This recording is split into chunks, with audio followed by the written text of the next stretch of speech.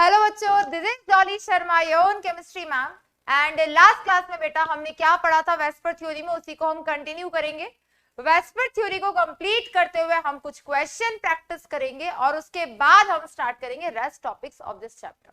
ठीक है, तो बेटा मैंने केमिकल बॉन्डिंग में आपको फर्स्ट क्लास में एक पूरा फॉर्मेट बताया था कि इस चैप्टर में हम किस तरीके से चलेंगे, हम वही बिल्कुल फॉलो कर रहे हैं। स्टार्टिंग हमने कोवेलेंट आयनिक बॉन्ड से किया था, उसके बाद हमने कोवेलेंट बॉन्ड में ऑक्टेट रूल स्ट्रक्चर बनाना सीखा। उसके बाद हमने क्या डिस्कस किया बेटा, उसके बाद हमने स्टार्ट कर दिया था हाइब्रिडाइजेशन। हाइब्रिडाइजेशन क्या होता है, ओवरलैपिंग कैसे होती है, एक मेथड अभी तक हमने सीखा है। मैम क्या और मेथड बताओगे? हाँ जी बेटा बिल्कुल बताएंगे, बट अभी आप वो चीजें सीख रहे हो बेटा जिन चीजों में आप हमेशा डाउट में रहते थे, और maximum number of questions chemical bonding से नीट में जहां से आए हुए वो हम कवर कर रहे हैं। रेस्ट इस चैप्टर में बहुत इंटरेस्टिंग टॉपिक्स है बेटा, लाइक रेजोनेंस है, डाइपोल मूवमेंट है, क्लियर, मॉलिक्यूलर ऑर्बिटल थ्योरी है। तो घबराने की जरूरत नहीं है। कुछ बच्चे बोल रहे थे कि मैम ये नहीं कराया वो नहीं कराया, डीपीपी में ये क्वेश्चन दे दिए। बेटा केमिस्ट्री है, लिंक्ड होती हैं चीजें, ठीक है, जितने होते हैं उतने करते चले जाओ, बाकी आप क्लासेस अटेंड करोगे तो आपको अपने आप क्लियर हो जाएंगी, वो चीज आपको आती चली जाएंगी जो हम क्लासेस में कवर करते जाएंगे। तो डीपीपी में अगर कोई क्वेश्चन नहीं होता है, थोड़ा वेट करो, थोड़ा सब्र करो, उसके बाद हम जब वो टॉपिक कवर कर लेंगे वो क्वेश्चन हो जाएगा। ठीक है बेटा, स्टार्ट करते हैं आज की क्लास। उससे पहले मैं आपको क्विकली रिवाइज करा दूं जो हमने लास्ट क्लास में पढ़ा था। आई थिंक आप रिवाइज करके आए होंगे, फिर भी मैं एक बार बता देती हूँ बेटा। लास्ट क्लास में हमने क्या पढ़ा था बेटा, जल्दी से क्विक रिकैप कर लेते हैं। लास्ट क्लास में मैंने आपको 2 पोस्टुलेट पढ़ाए थे बस, और उन पोस्टुलेट पे आज मैं कुछ क्वेश्चंस भी कराऊंगी अब तक जो हमने पढ़ा, क्योंकि अभी तक हमारा एक भी केबीडी राउंड नहीं हो पाया था, तो वो मैं क्विक रिकैप के लिए आपको जल्दी से बता देती हूँ जो मैंने कल पढ़ाया था। और रिपीट करूंगी इस बात को मैं हर क्लास में, ये हमारा आज का टॉपिक है बेटा। कोशिश करेंगे वैलेंस बॉन्ड थ्योरी हम डिस्कस कर लें आज, ना कर पाए तो घबराना नहीं, अगली क्लास में कर लेंगे, ठीक है। और ये वैलेंस बॉन्ड थ्योरी ज्यादा अच्छे से हम कोऑर्डिनेशन कंपाउंड में पढ़ेंगे, क्योंकि यहाँ तो हम कोवेलेंट बॉन्ड के लिए पढ़ेंगे, लेकिन इसका मेन सिग्निफिकेंस इस थ्योरी का हमें कोऑर्डिनेशन कंपाउंड चैप्टर में मिलेगा। ठीक है बच्चों, अब देखो ध्यान से, लास्ट क्लास में हमने क्या पढ़ा था उसका जल्दी से क्विक रिकैप कर लेते हैं, कहानी अब तक। चलो बच्चों जल्दी से बता दो, जल्दी से बता दो हमने लास्ट क्लास में क्या पढ़ा था। आप अगर रिवाइज करके आओगे हर क्लास तो आपको रियलाइज होगा कि कितना फायदा है रिवीजन करने का। ठीक है, लास्ट क्लास में हमने 2 पोस्टुलेट कवर किए थे, जिसमें फर्स्ट पोस्टुलेट जो हमने कवर किया था वो था पोस्टुलेट नंबर 3। और पोस्टुलेट नंबर 3 में हमने क्या सीखा था बेटा, यहां पे हमने सीखा था कि कैसे बॉन्ड एंगल को कंपेयर किया जाए। तो कभी भी किसी मॉलिक्यूल का बॉन्ड एंगल हमें एग्जैक्ट तो याद नहीं रहेगा, हाँ जी बिल्कुल, लेकिन उस बॉन्ड एंगल को हम कंपेयर कर सकते हैं। मैम हमें किस किस के बॉन्ड एंगल को याद रखना पड़ेगा? बेटा जितने भी आइडियल स्ट्रक्चर्स हैं, आइडियल शेप्स हैं, उनके बॉन्ड एंगल आपको याद रखने हैं। तो बॉन्ड एंगल कंपेयर करने का मैंने पहला स्टेप आपको क्या बताया था बेटा, सबसे पहले कैलकुलेट कर लो हाइब्रिडाइजेशन।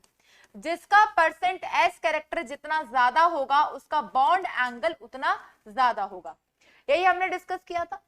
फिर स्टेप 2 क्या था बेटा, अगर परसेंट एस कैरेक्टर सेम होगा, यानी कि परसेंट एस कैरेक्टर अगर सेम होगा इसका मतलब यह है कि उनका हाइब्रिडाइजेशन सेम है।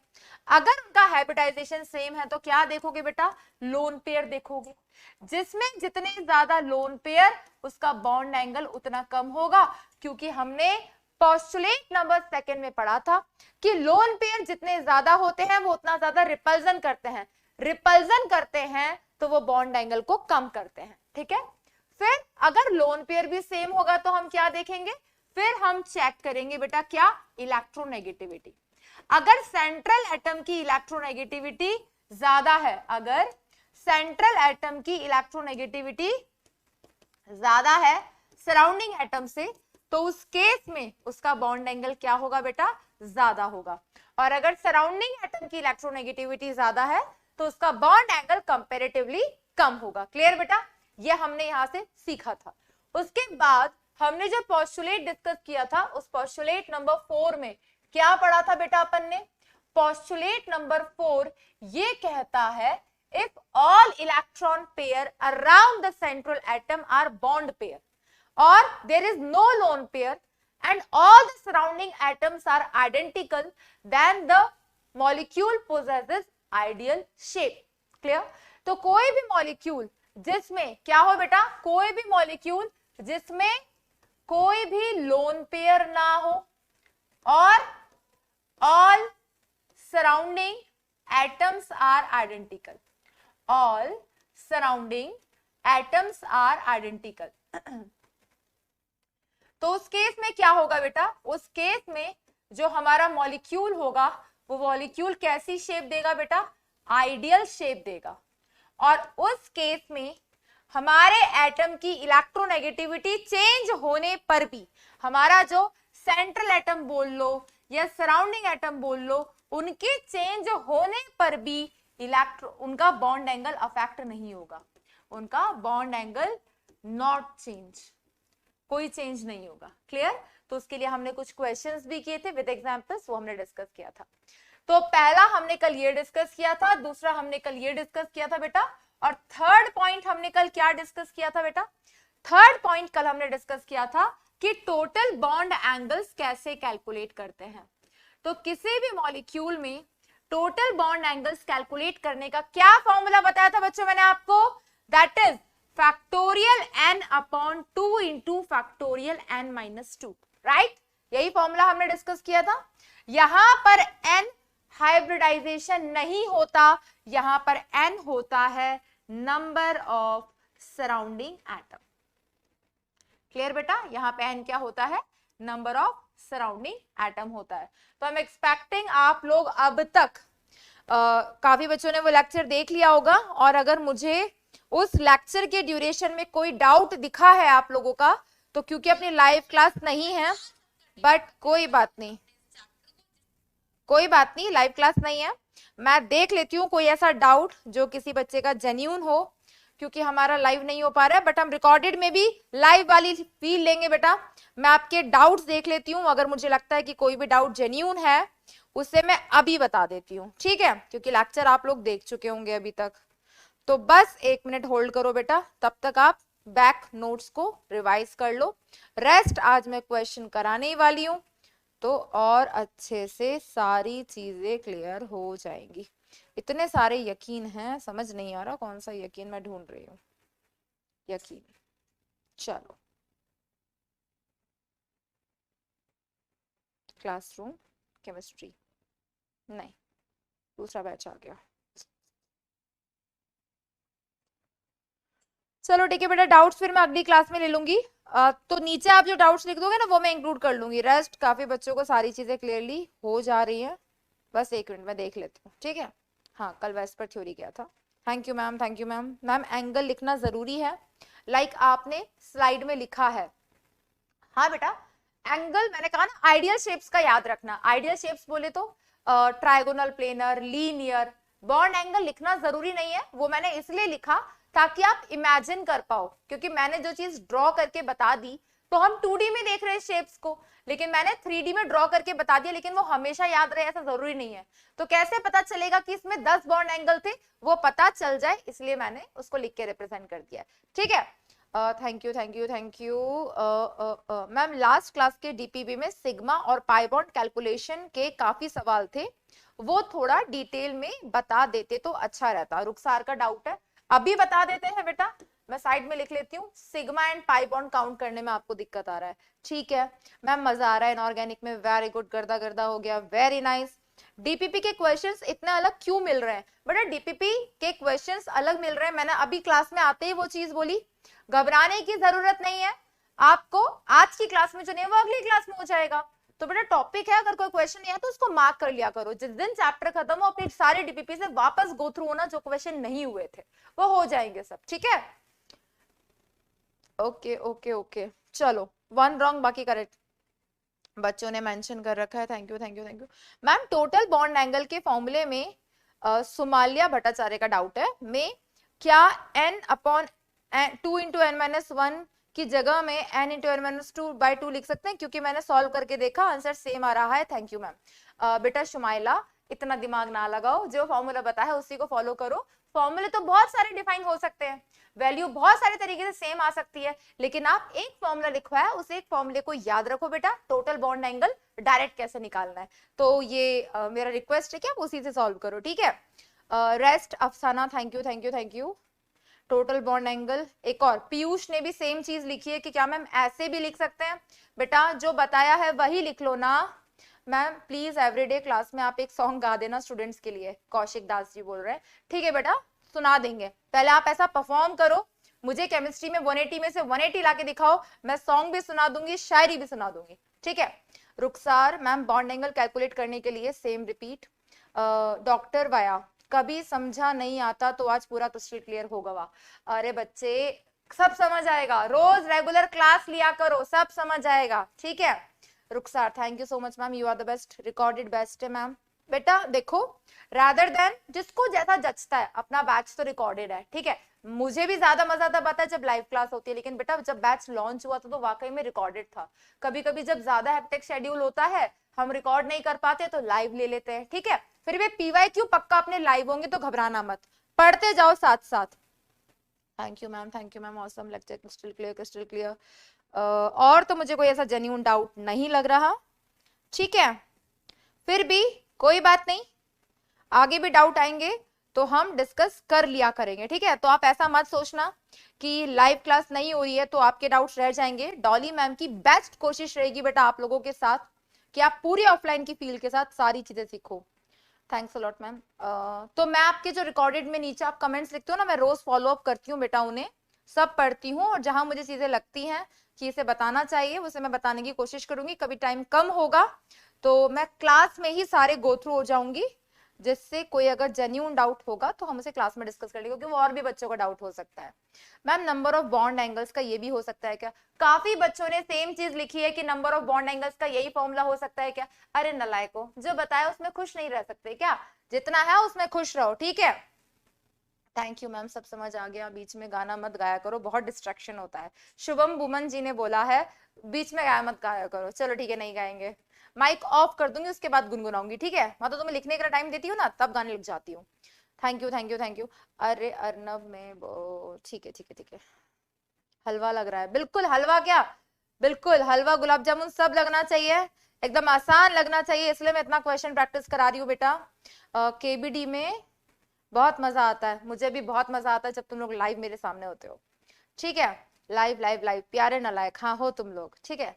मैम ठंडक आ रही है, बैच का टाइम चेंज कर दीजिए। कोई फायदा नहीं है बेटा ऐसे कमेंट्स करने का, आपको रिकॉर्डेड लेक्चर मिल रहा है, अपना टाइम टेबल चेंज कर लो बच्चों। Ma'am your singing is superb, thank you.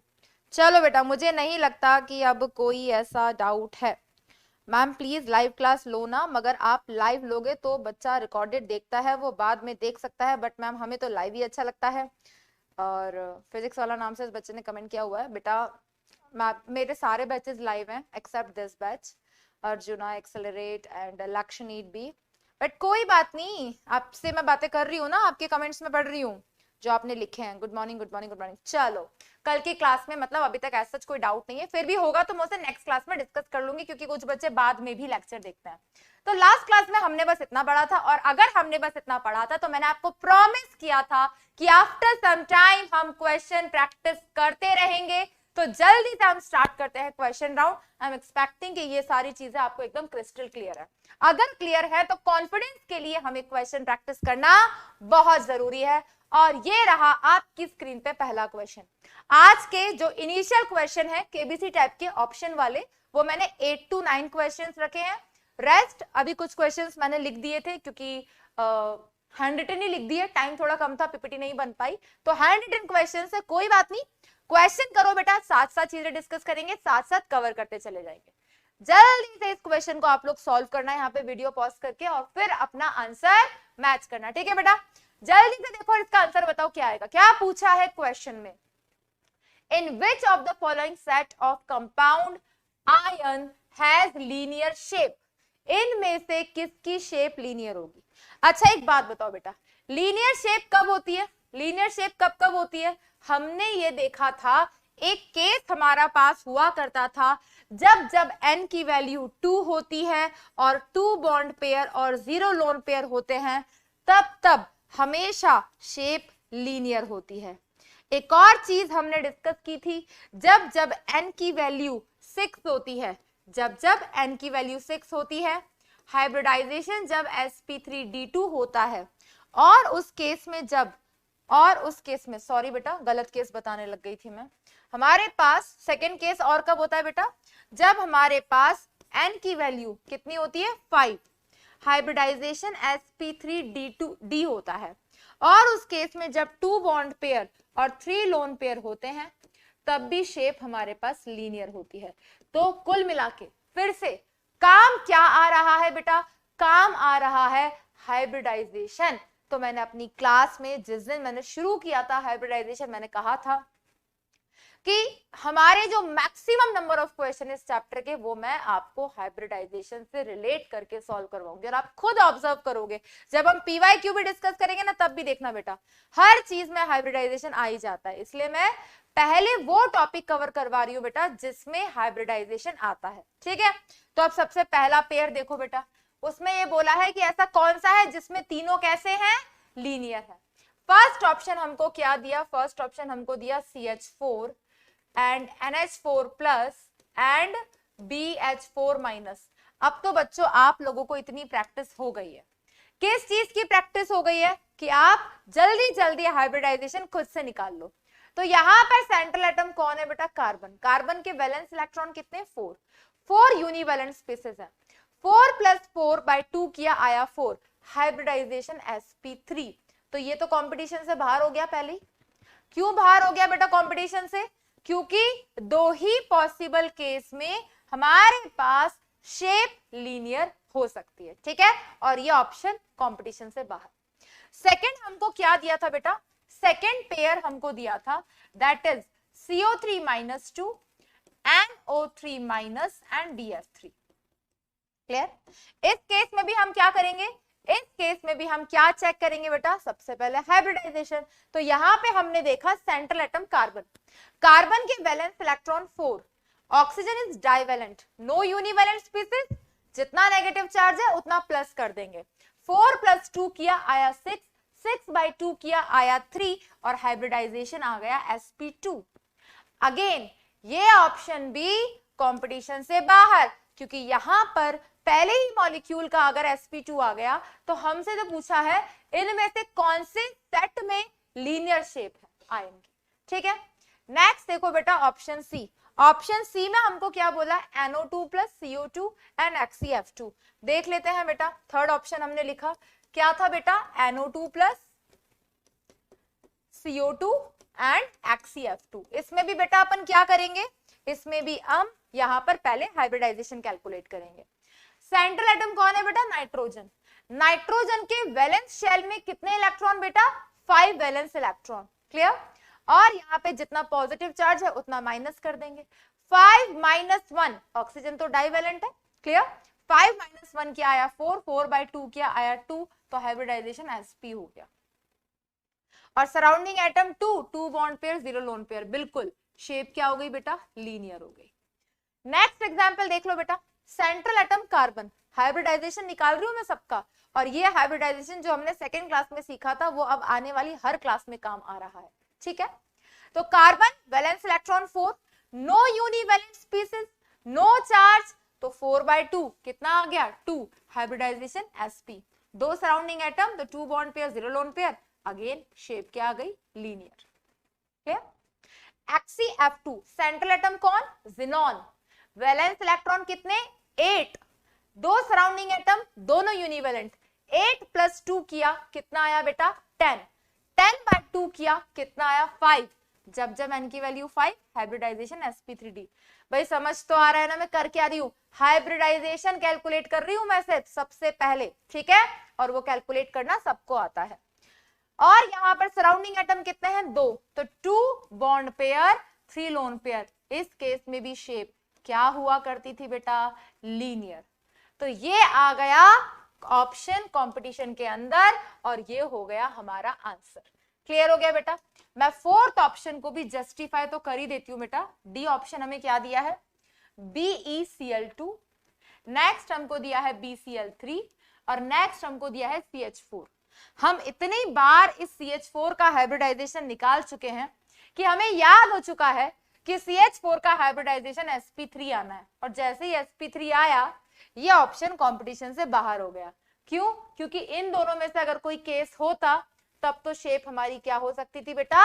Linear हो सकती थी, लेकिन इनमें से एक भी केस फॉलो अप नहीं हो रहा है। क्लियर बेटा? नेक्स्ट BCl3 दिया है। सेंट्रल एटम कौन है? बोरोन। बोरोन के वैलेंस शेल में कितने इलेक्ट्रॉन बेटा? 3 और 3 सराउंडिंग एटम, तीनों के तीनों यूनिवैलेंट। 3 + 3/2 किया, कितना आया? That is 3, that is sp2 और यहाँ पे 3 bond pair 0 lone pair. Trigonal planar. यहां देखो बेटा beryllium, central atom beryllium, valence electron कितने? 2, 2 सराउंडिंग एटम है, 2 + 2/2, यहां से आ गया 2, हाइब्रिडाइजेशन आ गया sp, 2 bond pair 0 lone pair, shape हो गया लीनियर। लेकिन इस इकलौते का लीनियर है, बाकी दोनों का लीनियर नहीं है, तो बाकी ऑप्शन कंपटीशन से बाहर। करेक्ट आंसर हो गया ऑप्शन सी। एक बच्चे ने मुझसे पूछा था कि मैम आपने जब हमें हाइब्रिडाइजेशन का फॉर्मूला लिखवाया था तो आपने वहां पे कहा था कि जनरली कोवेलेंट कंपाउंड्स जो हैं वो पी ब्लॉक वाले बनाते हैं। हाँ जी बिल्कुल, क्योंकि कोवेलेंट कंपाउंड, कोवेलेंट बॉन्ड किसके बीच में बनता है? नॉन मेटल के बीच में बनता है। फिर एक बच्चे ने ये बोला कि मैम फिर बेरिलियम क्लोराइड तो एस ब्लॉक का है, लेकिन याद करो क्लासिफिकेशन वाली जो लास्ट क्लास थी वहां पे मैंने मेंशन किया था कि सेकेंड पीरियड एलिमेंट्स जो हैं, जो अपने ग्रुप के पहले मेंबर हैं, ये अपने रेस्ट मेंबर्स के साथ डिफरेंट प्रॉपर्टी शो करते हैं और उसे हम कहते हैं एनोमलस बिहेवियर। तो लिथियम हो गया और बेरिलियम हो गया। Beryllium is not known as alkaline earth metal. Beryllium covalent compound बनाता है और इसके रेस्ट मेंबर्स आयनिक कंपाउंड बनाते हैं। क्लियर? तो ये कोवेलेंट कंपाउंड बनाता है। बाकी BCl2 का जब मैं एक्सेप्शंस लिखवाऊंगी तब मैं डिस्कस करूंगी। 3 पॉसिबल हाइब्रिडाइजेशन होती हैं, sp भी होता है, sp2 भी होता है, sp3 भी होता है। और ये कैसे होता है ये मैं आपको बताऊंगी। ये अलग अलग फॉर्म में एग्जिस्ट करता है, like solid, liquid, gas. Clear बेटा? नेक्स्ट डिस्कस करते हैं। अगला क्वेश्चन आपकी स्क्रीन पर ये रहा। क्वेश्चन देखते ही सबसे पहले वीडियो पॉज करनी है और उसका आंसर करना है। चाहे 8 क्वेश्चन करें चाहे 9 क्वेश्चन करें, अगर आपका आंसर सही है तो अपने आप को +4 देना, और अगर आपका आंसर गलत है तो अपने आप को -1 कर देना। क्लियर बेटा? एनालिसिस इज इंपॉर्टेंट, इससे पता चलेगा कि आप रोज क्लास को कितना रिवाइज कर रहे हो। ठीक है? रिवीजन अगर अच्छे से हो रहा है और चीजें आपने साथ साथ याद की हैं तो प्रैक्टिस करोगे तो क्लास में ही सब कुछ हो जाएगा। ठीक है? आपको अलग से केमिस्ट्री नहीं पढ़नी पड़ेगी। ठीक है? यस बेटा। नेक्स्ट क्वेश्चन आपकी स्क्रीन पर ये रहा। क्या पूछा है बेटा इस क्वेश्चन में? देखना एक बार ध्यान से सभी बच्चे। बेटा नंबरिंग में थोड़ी मिस्टेक है, फर्स्ट के बाद सीधे 3 कर दिया, कोई बात नहीं, आपने तो आंसर करने से मतलब है। ठीक है? शेप ऑफ अ मॉलिक्यूल, ध्यान देना बेटा, यहां पे भी क्वेश्चन पूछने वाला खेल जाता है हमारे साथ। शेप बोला है, अगर ज्योमेट्री बोलता तो याद करो ज्योमेट्री क्या बताती है? हाइब्रिड ऑर्बिटल्स का arrangement around the central atom. और हाइब्रिडाइजेशन के बेस पे क्या ज्योमेट्री होगी वो फिक्स होती है। तो यहां पर शेप पूछी है जो हमने पोस्टुलेट 2 में निकालना सीखा था।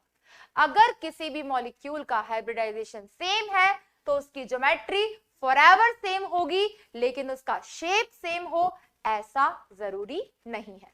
राइट? देखेंगे बेटा question. Shape of the molecule पूछा है जिसमें 4 बॉन्ड पेयर हो और 2 लोन पेयर हो, उसकी शेप कैसी होती है? तो हमने सारे केसेस पढ़ रखे हैं। चलो सारे केसेस पढ़ रखे, एक बार जल्दी से गो थ्रू हो जाते हैं। क्या पॉसिबल केस थे बेटा? जब जब n की वैल्यू 2 होती है, 2 bond pair 0 lone pair, shape होती है लीनियर। जब जब n की वैल्यू 3 होती है, 3 bond pair 0 lone pair, shape होती है trigonal planar. 2 bond pair 1 lone pair, shape होती है V shape, band shape.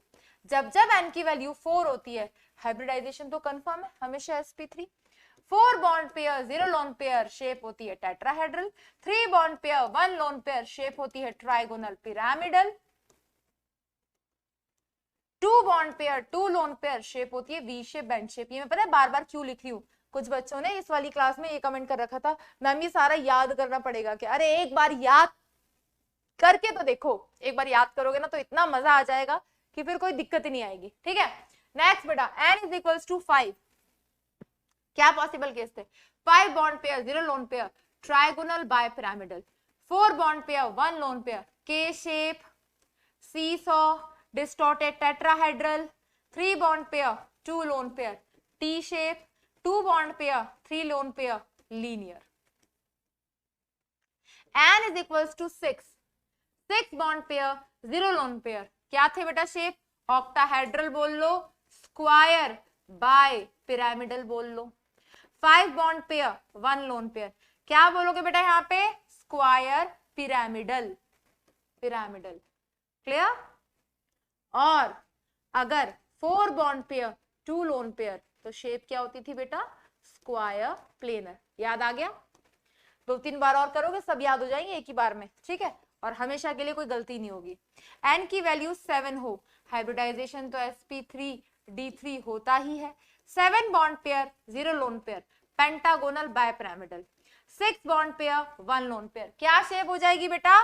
Pentagonal pyramidal, pentagonal pyramidal. इसको डिस्टॉर्टेड ऑक्टाहेड्रल भी बोलते हैं। 5 bond pair, 2 lone pair, pentagonal planar. Writing थोड़ी सी ऐसी हो गई है यहाँ पे, पर कोई नहीं, आपने तो याद है सारी चीजें, हम तो रिवीजन कर रहे थे वैसे भी। चलो बेटा, क्या पूछा है अब आप खुद बता दो। 4 बॉन्ड पेयर और 2 लोन पेयर अगर किसी में होते हैं तो हम उसे क्या बोलते हैं? Obviously square planar. क्लियर है बेटा? कैसे होता था? ये सेंट्रल एटम, ये 4 बॉन्ड पेयर सराउंडिंग एटम के साथ, और ये एक लोन पेयर और ये दूसरा लोन पेयर, ऐसे ही होता था बेटा स्क्वायर प्लेनर। देख लो एक बार सब बच्चे ध्यान से। नेक्स्ट क्वेश्चन आपकी स्क्रीन पर ये रहा। क्या क्वेश्चन है बेटा? देखेंगे। The shape of IF4 plus will be. IF4 plus की शेप पूछी है, क्या करना पड़ेगा? पहले हाइब्रिडाइजेशन निकालना पड़ेगा, निकाल लेते हैं। अगर बॉन्ड पेयर लोन पेयर पता होंगे तो हम शेप भी निकाल देंगे। सेंट्रल एटम कौन है बेटा? आयोडीन। आयोडीन के वैलेंस शेल में कितने इलेक्ट्रॉन? 7। कितनी यूनिवैलेंट स्पीसीज है बेटा? 4। जितना पॉजिटिव चार्ज है उतना माइनस कर देंगे, डिवाइड बाय 2।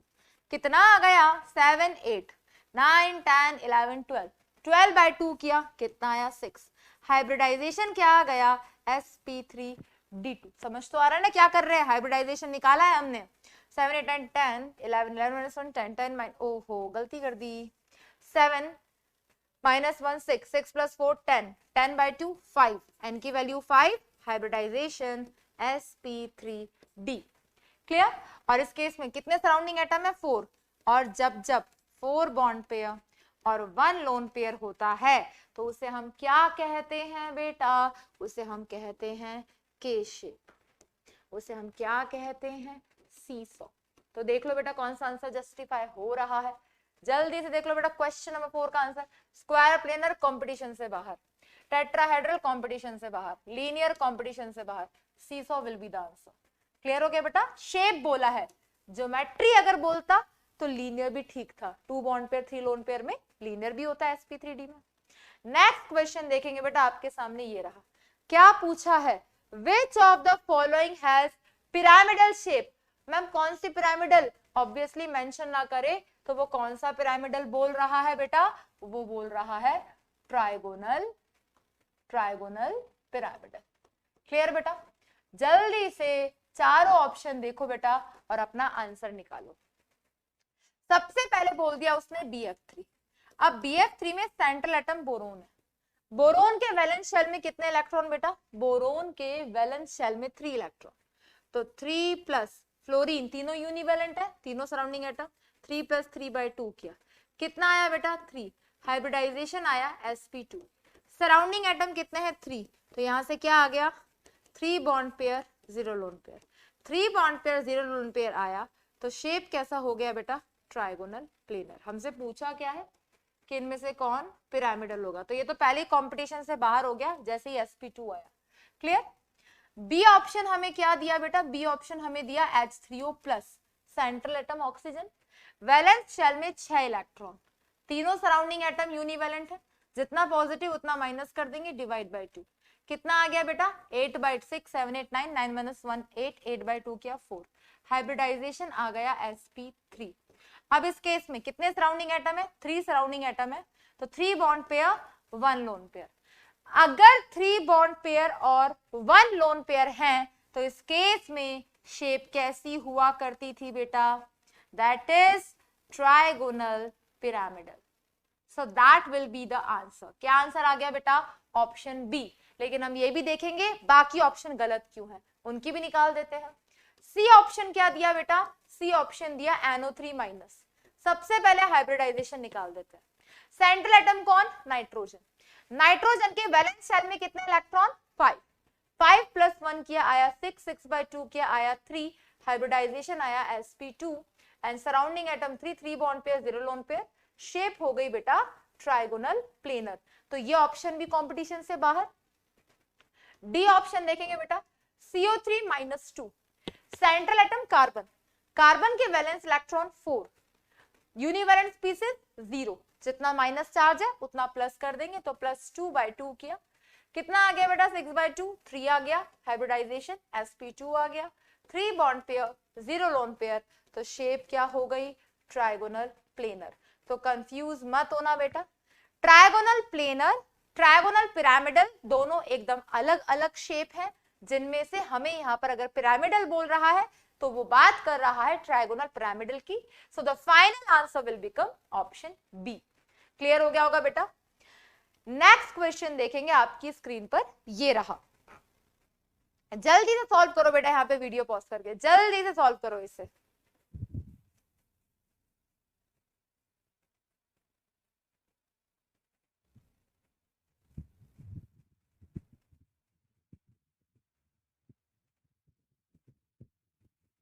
यस बेटा, क्या बोला है इस क्वेश्चन में? विच of the following has a square planar structure.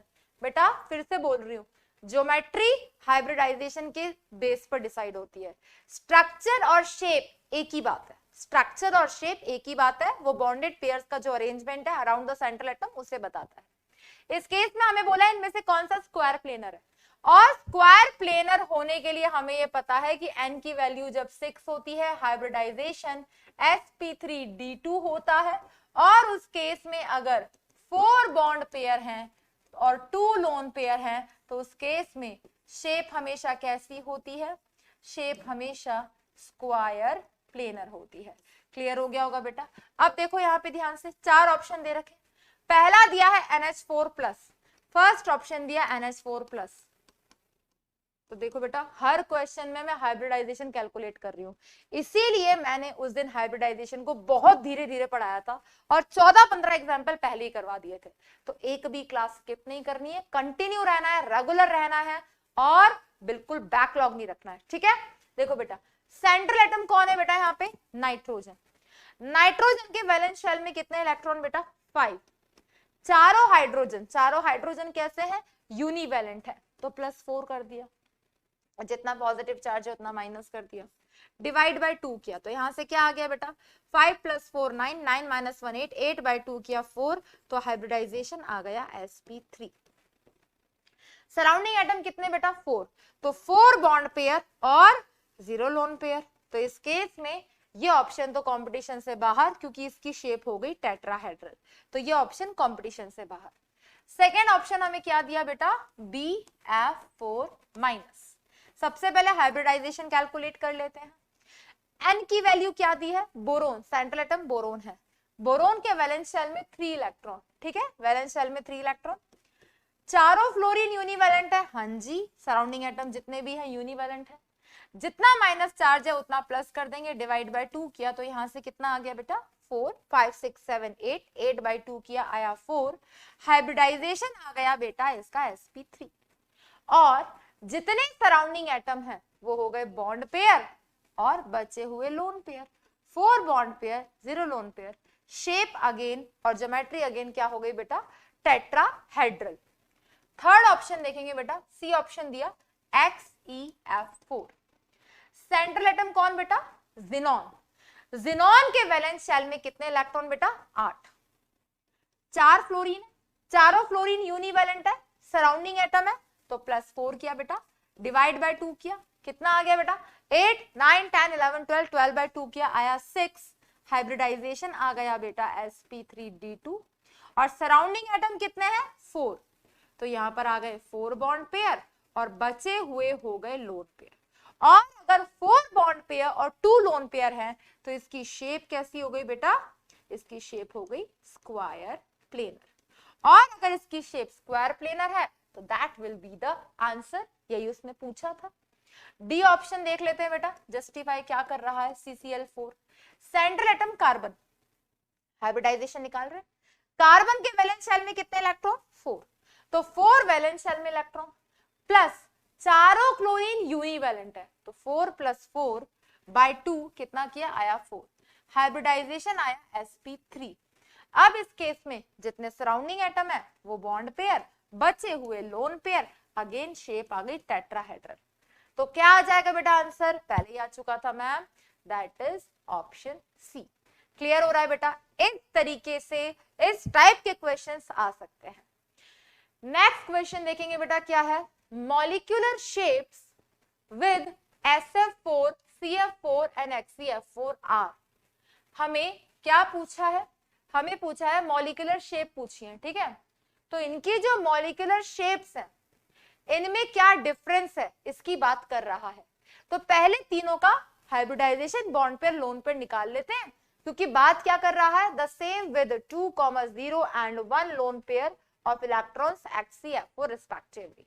यानी कि इसमें ये लोन पेयर प्रेजेंट है, ये लोन पेयर प्रेजेंट है, या फिर इन लोन पेयर का डिफरेंस है। तो स्टेटमेंट पढ़ने से पहले हम जल्दी से कैलकुलेट कर लेते हैं कि इसमें कितने बॉन्ड पेयर और कितने लोन पेयर है। तो हमारे सामने एक हमने लिखा SF4, एक हमने लिखा CF4 और एक हमने लिखा HCF4। जल्दी से हाइब्रिडाइजेशन निकाल लेते हैं। तो इसका हाइब्रिडाइजेशन क्या आ गया बेटा? क्या फॉर्मूला था? Valence electron of central atom. SF4 में सेंट्रल एटम कौन? सल्फर। सल्फर के वैलेंस शेल में 6 इलेक्ट्रॉन, प्लस चारों फ्लोरीन कैसे हैं? यूनिवैलेंट, तो +4 किया, डिवाइड बाय 2 किया, यहां से आ गया 5। तो इसका हाइब्रिडाइजेशन क्या आ गया बेटा? sp3d। सराउंडिंग एटम कितने हैं? 4 सराउंडिंग एटम, तो 4 बॉन्ड पेयर इसमें से और बचे हुए हो गए लोन पेयर। तो इसमें 4 बॉन्ड पेयर और 1 लोन पेयर प्रेजेंट है, ठीक है। CF4 की अगर हम बात करें तो सेंट्रल एटम कौन? कार्बन। कार्बन के वैलेंस शेल में कितने इलेक्ट्रॉन बेटा? 4, प्लस चारों फ्लोरीन कैसे हैं? यूनिवैलेंट है, तो +4 कर देंगे, डिवाइड बाय 2 कर देंगे, यहां से कितना आ जाना है? 4 आ जाना है, हाइब्रिडाइजेशन sp3 आ जाना है, और 4 बॉन्ड पेयर और 0 लोन पेयर आ जाना है। क्लियर है बेटा? नेक्स्ट एग्जांपल देखो बेटा, HCF4 सेंट्रल एटम जिनॉन है, वैलेंस इलेक्ट्रॉन 8 आ जाएंगे, प्लस 4 फ्लोरीन है, चारों यूनिवैलेंट है, +4 किया, डिवाइड बाय 2 किया, कितना आ गया बेटा? 8 + 4 / 2 6 आ गया, हाइब्रिडाइजेशन आ गया sp3d। क्लियर?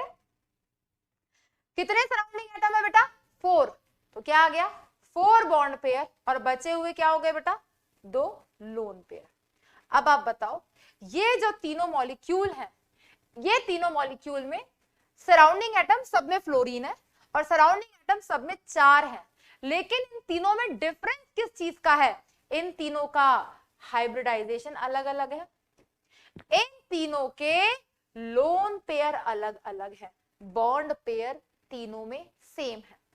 तो अगर हम बात करें SF4 की, तो SF4 में प्रेजेंट है 1 लोन पेयर, CF4 में प्रेजेंट है 0 लोन पेयर और HCF4 में प्रेजेंट है 2 लोन पेयर।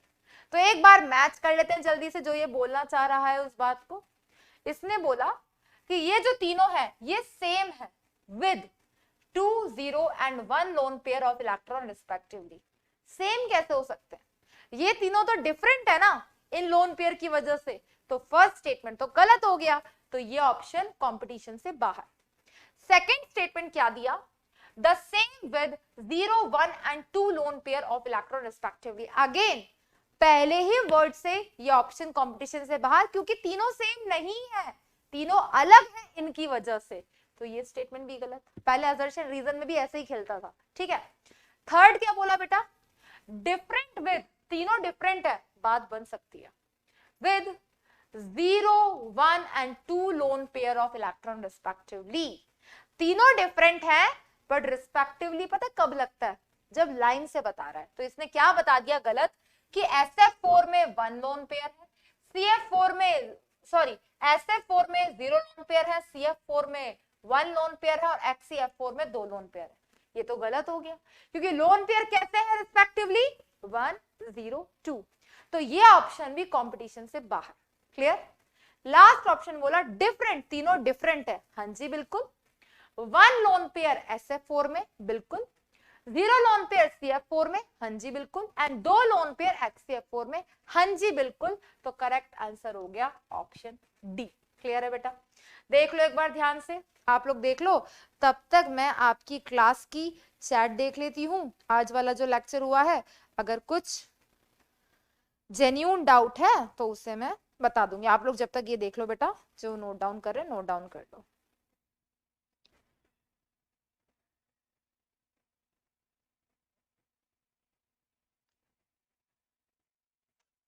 चलो, बहुत प्यारे प्यारे कमेंट्स किए, बहुत प्यारे प्यारे बच्चों ने। शिफा सैफ, थैंक यू बेटा। साक्षी रॉटल, all answers are correct, very nice. Sakshi ने जो मैंने कल क्वेश्चंस कराए थे उसके सारे आंसर करेक्ट हैं।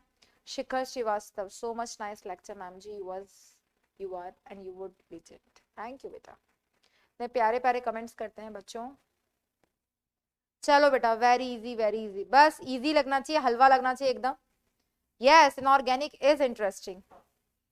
दीप ज्योति का डाउट है, solving factorial question, I miss my advance math sir in class 10th। कोई बात नहीं, मैम ने रिकॉल करा दिया। मोहम्मद साहिल जी पूछ रहे हैं मैम एंगल लिखना जरूरी है, लाइक आपने लास्ट स्लाइड में लिखा है। नहीं बेटा, वो तो मैंने एक्सप्लेन करने के लिए लिखा है, इन केस कभी आप पढ़ो आपको ना समझ आए, ठीक है, इसलिए मैंने लिख दिया है। बाकी सब तो बच्चों ने बहुत प्यारे प्यारे कमेंट्स। हाँ, सिग्मा और पाई बॉन्ड वाला किस्सा, गुड क्वेश्चन, बता देती हूँ बेटा, है ना। बाकी मैंने इसको पता है अभी इंक्लूड क्यों नहीं किया है, क्योंकि मैं अभी आपको बताऊंगी कि पाई बॉन्ड बनता भी है, क्योंकि अभी हाइब्रिडाइजेशन बाकी है ना थोड़ा सा, मैंने आपको कहा था। मैं एक जनरल एग्जांपल बता देती हूँ बेटा, स्ट्रक्चर बनाना तो आना ही चाहिए, और एक बार अगर स्ट्रक्चर बना लिया तो हम बता सकते हैं कितने सिग्मा है कितने पाई है। ध्यान क्या रखना, अगर किसी के बीच में ट्रिपल बॉन्ड है, अगर किसी के बीच में डबल बॉन्ड है, और अगर किसी के बीच में सिंगल बॉन्ड है, क्या ध्यान रखना बेटा, ध्यान रखना बेटा, पहला बॉन्ड हमेशा सिग्मा होता है, पहले सबसे पहले सिग्मा बॉन्ड बनता है। Clear. Sigma bond sharing of electron axial overlapping से बनता है, और पाई बॉन्ड जो बनता है ना बेटा, वो साइड वाइज ओवरलैपिंग से बनता है।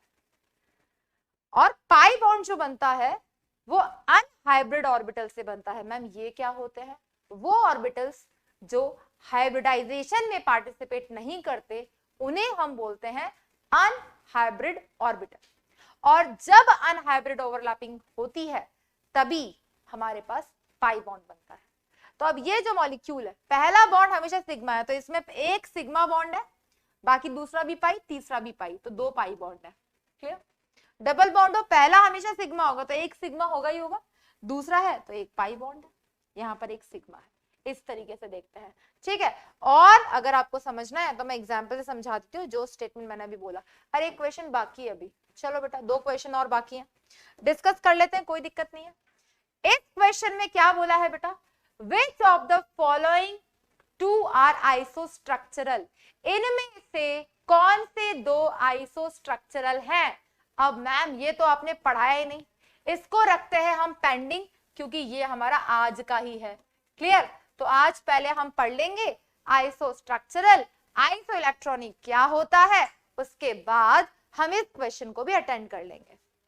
नेक्स्ट क्वेश्चन में क्या बोला है, नेक्स्ट क्वेश्चन में बोला है विच सिलेक्ट द करेक्ट मैचिंग, हमें यहाँ पर करेक्ट मैच देखना है।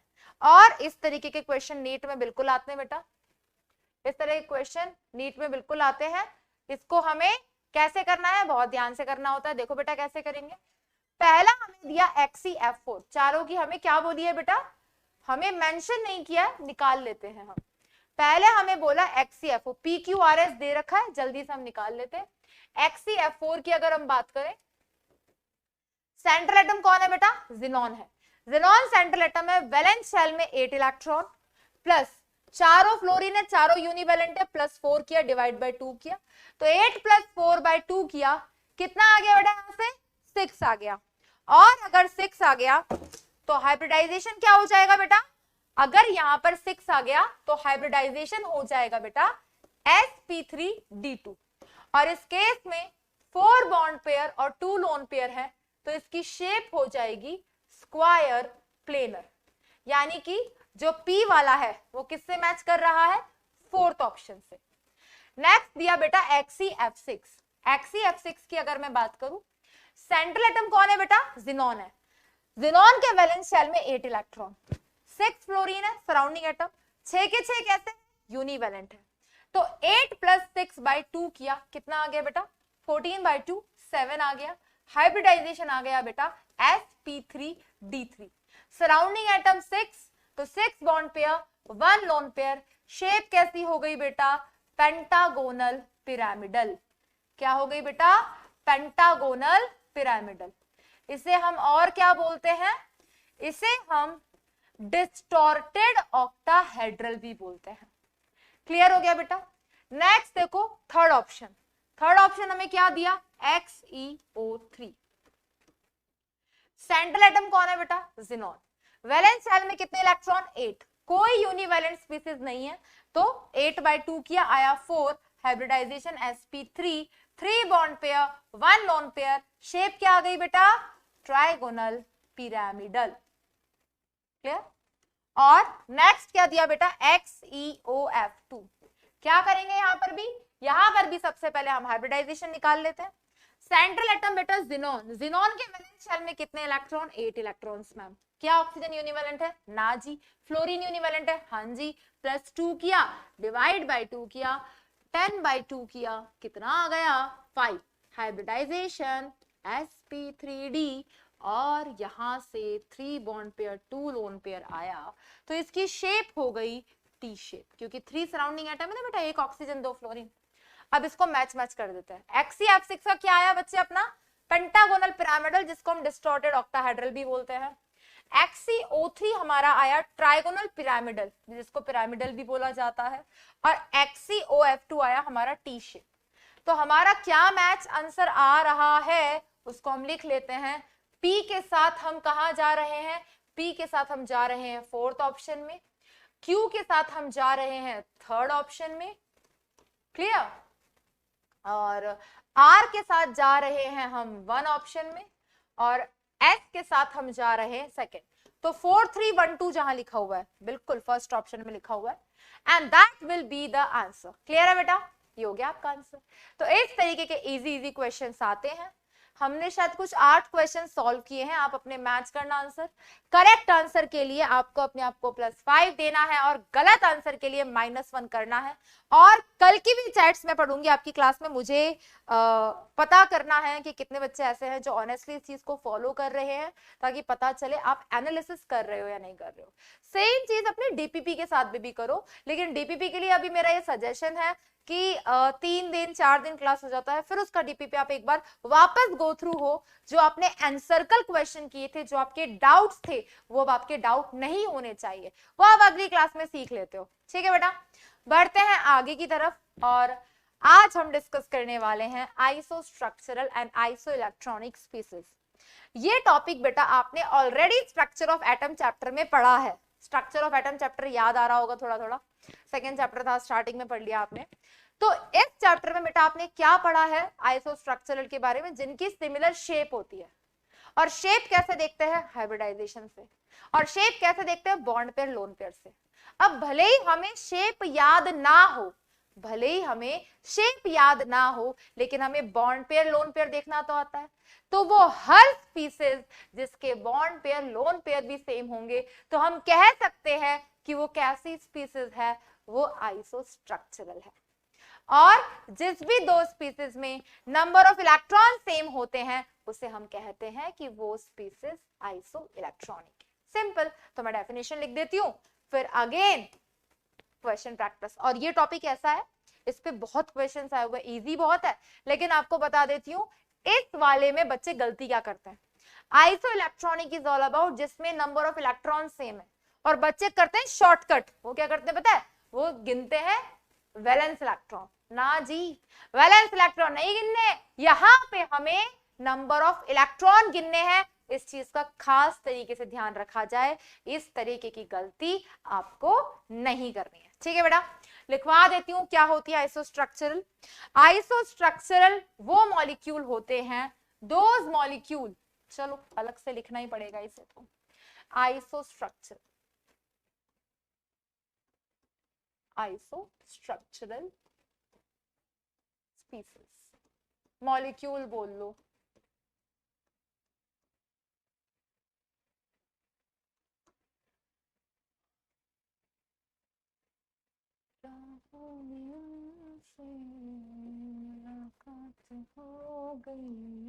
हाँ जी बेटा, क्या बताया मैंने, isostructural species, those molecules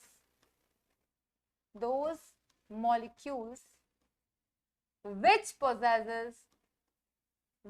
possesses similar shape, वो मॉलिक्यूल जिनकी शेप सिमिलर होती है और we can say it same होती है, उन्हें हम कहते हैं आइसोस्ट्रक्चरल स्पीसीज। क्लियर हो गया होगा बेटा, इसमें कोई शक वाली बात ही नहीं है। क्लियर, उन्हें हम क्या कहते हैं, आइसोस्ट्रक्चरल। तो जैसे बचपन में डेफिनेशन लिखते थे ना, ऐसे मैंने लिखवाया है, आर कॉल्ड आइसोस्ट्रक्चरल स्पीसीज। क्लियर है बेटा। नेक्स्ट बात करते हैं iso electronic. Clear, iso electronic. तो आइसो इलेक्ट्रॉनिक स्पीसीज क्या होती हैं, जल्दी से बता देते हैं बेटा, देख लेना एक बार ध्यान से। आइसो इलेक्ट्रॉनिक स्पीसीज वो स्पीसीज होती हैं जिनमें नंबर ऑफ इलेक्ट्रॉन सेम होते हैं। those molecule or we can say it species or we can say it compounds which are having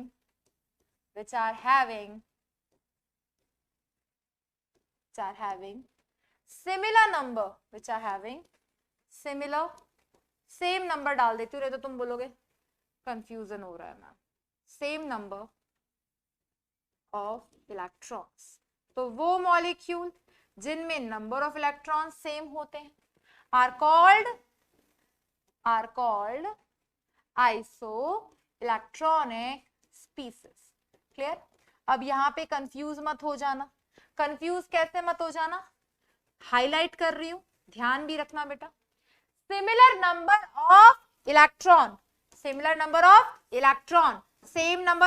electron, valence electron मैंने नहीं बोला है। क्लियर, अब इसके एग्जांपल्स देख लेते हैं। अरे वाह, राइटिंग कितनी अच्छी लग रही है मेरी।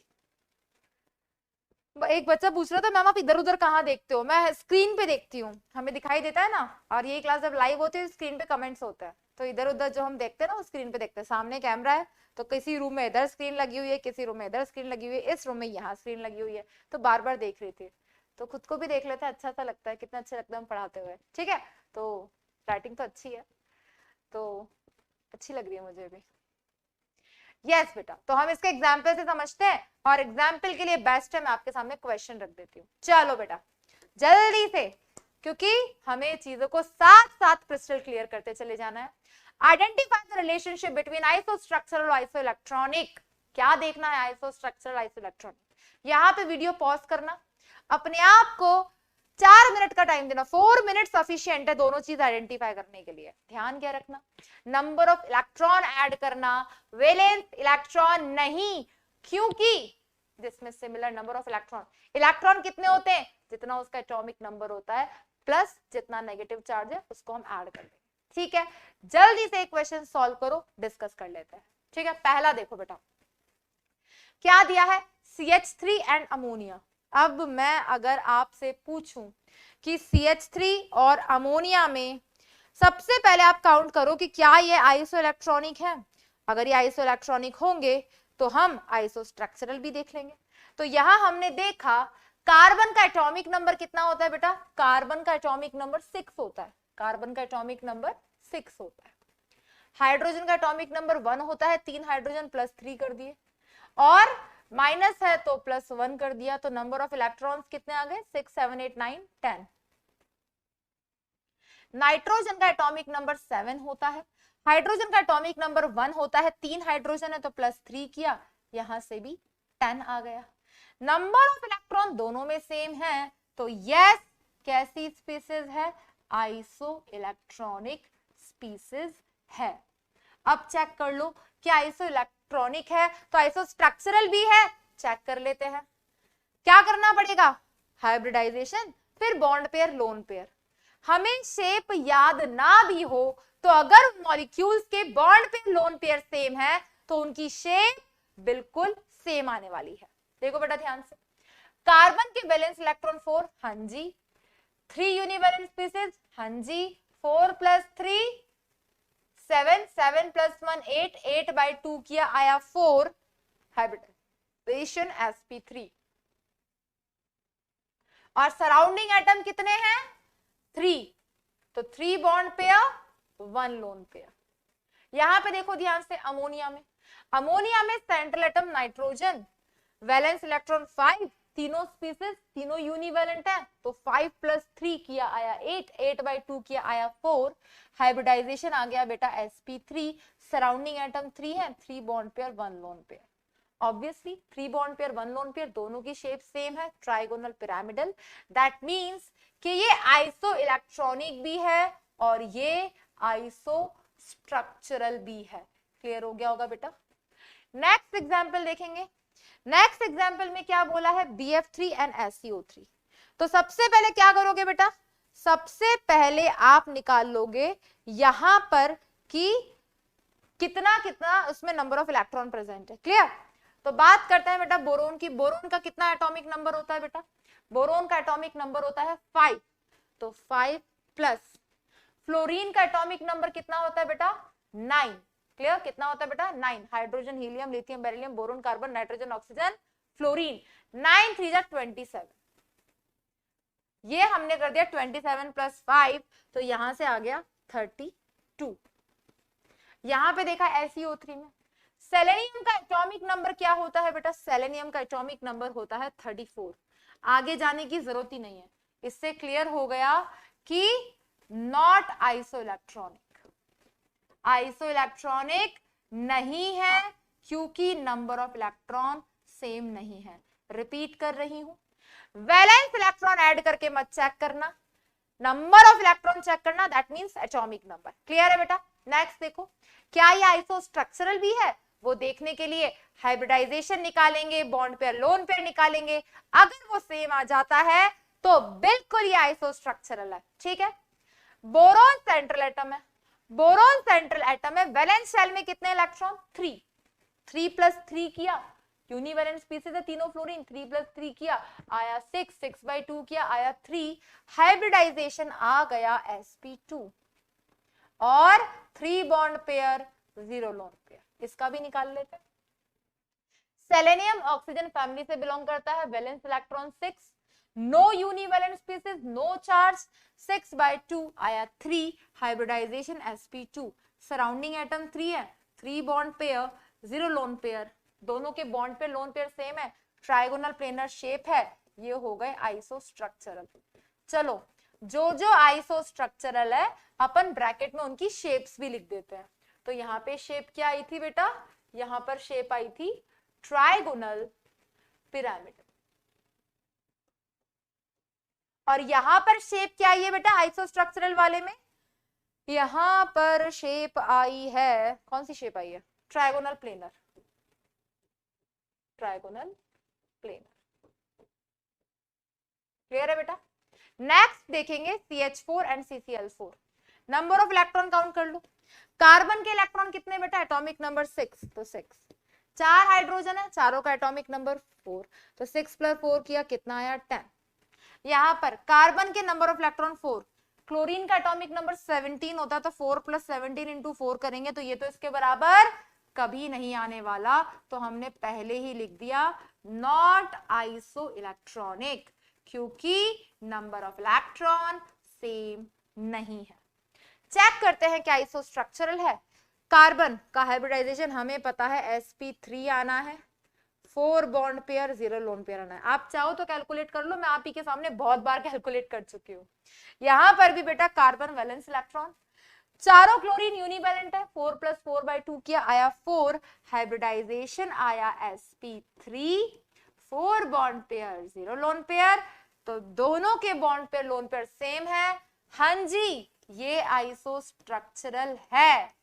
और अगर ये आइसोस्ट्रक्चरल है तो ये भी बता दो कि इसकी शेप क्या है। यहां पे इसकी शेप है टेट्राहेड्रल। क्लियर हो गया बेटा? नेक्स्ट देखेंगे एग्जांपल। नेक्स्ट हमको दिया सल्फर। सल्फर का एटॉमिक नंबर होता है 32। क्लियर? सल्फर का एटॉमिक नंबर होता है 16, 32 तो इसका मास होता है। ठीक है, सल्फर का एटॉमिक नंबर होता है 16 प्लस ऑक्सीजन का एटॉमिक नंबर होता है 8, 8 3 = 24 प्लस 2, तो 24 + 2 किया आया 26, 26 + 16 किया तो 26 + 10 36, 36 + 6 किया तो कितना आ गया बेटा 42, नंबर ऑफ इलेक्ट्रॉन 42। वहीं पे ClO3- में क्लोरीन का एटॉमिक नंबर 17, एक ऑक्सीजन का एटॉमिक नंबर 8, 8 3 = 24 प्लस 1, तो प्लस 1 क्यों किया? क्योंकि जितना माइनस चार्ज है वो भी नंबर ऑफ इलेक्ट्रॉन को रिप्रेजेंट कर रहा है। तो नंबर ऑफ इलेक्ट्रॉन कितने आ गए बेटा? 24 + 1 किया आया 25, 25 + 17 दैट मींस 35, 35 + 7 आया 42। नंबर ऑफ इलेक्ट्रॉन दोनों के सेम है, दैट मींस स्पीसीज कैसी हो गई? Iso electronic.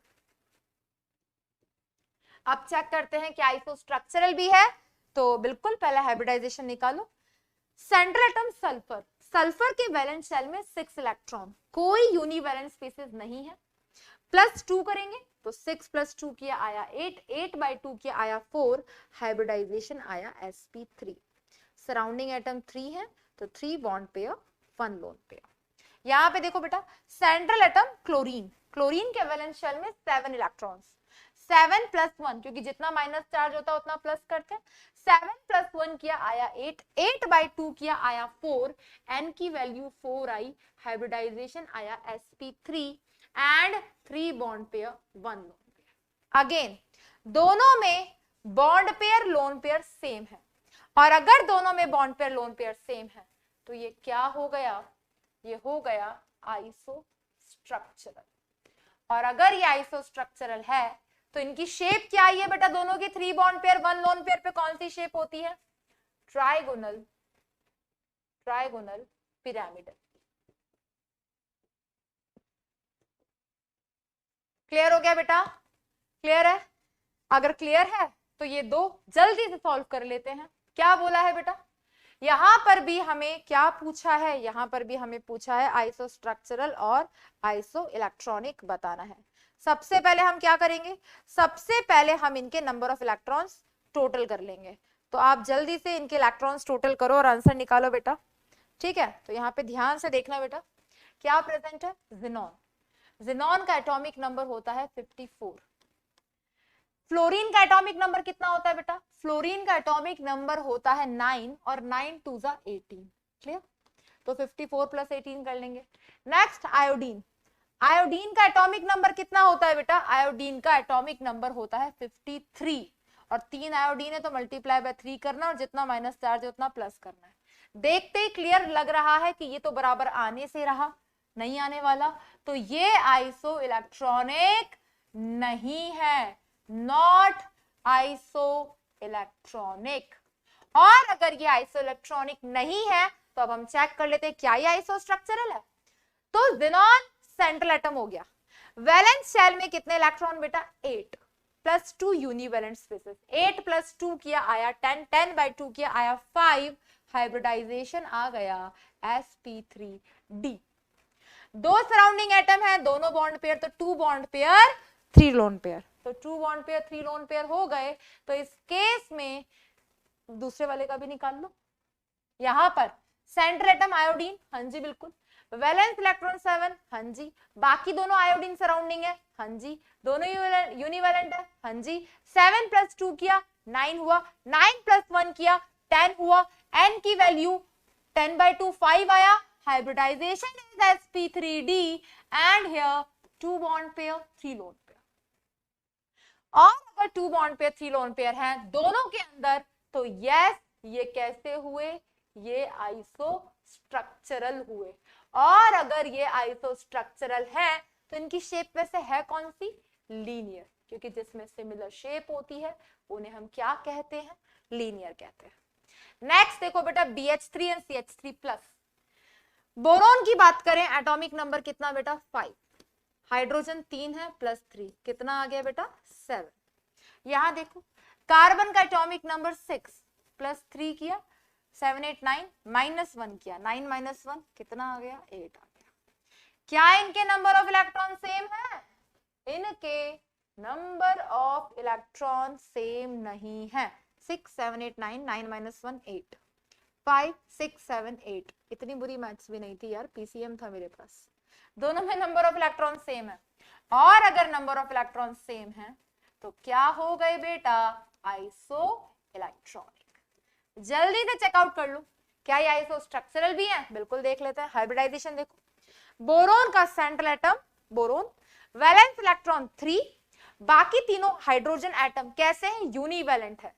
तो बोरोन के 3 + 3 3 + 3 किया आया 6 6/2 किया आया 3, हाइब्रिडाइजेशन हो गया sp2 और 3 हाइड्रोजन एटम है surrounding atom, 3 bond pair 0 lone pair. इसका भी चेक कर लेते। CH3 प्लस में यहां पे बेटा central atom carbon, valence electron 4, surrounding atom hydrogen है, हंजी यूनिवैलेंट है, तो 4 + 3 किया कितना आया बेटा 4 + 3 7 7 - 1 किया 6 6/2 किया 3, हाइब्रिडाइजेशन sp2। जितने सराउंडिंग एटम है उतने बॉन्ड पेयर बचे हुए लोन पेयर। क्या आ गया बेटा दोनों में 3 बॉन्ड पेयर 0 लोन पेयर। मैंने पहले ही बता दिया जिसमें भी bond pair lone pair same है वो स्ट्रक्चर कैसी हो जाएगी, आइसो स्ट्रक्चरल हो जाएगी। और अगर ये आइसो स्ट्रक्चरल है तो शेप होगी कौन सी बेटा 3 बॉन्ड पेयर 0 लोन पेयर में, ट्राइगोनल प्लेनर। क्लियर हो गया बच्चों, हो जाना चाहिए क्लियर है एकदम। तो इसका शेप आ गया ट्राइगोनल प्लेनर। इस तरीके से क्वेश्चंस आते हैं बेटा। नेक्स्ट अब हम बढ़ते हैं पोस्टुलेट नंबर 5 की तरफ। लास्ट पोस्टुलेट है और दैट इज मतलब यहाँ पे हम सिंपल सी ये बात बोल रहे हैं कि जो डबल बॉन्ड वाला बॉन्ड होता है, कभी डबल बॉन्ड और सिंगल बॉन्ड दोनों मिल जाएं तो ये ध्यान रखना बेटा, ये एक्चुअल डाटा है that double bond occupy more space than single bond. Example के साथ समझाती हूँ। सबसे पहले क्या करेंगे बेटा, स्टेटमेंट लिखते हैं। तो यहाँ पे इसका हम स्टेटमेंट लिखेंगे that is postulate number 5 and हम इसे यहाँ पर कंप्लीट कर देंगे। क्या बोलता है postulate number 5 that double bond occupy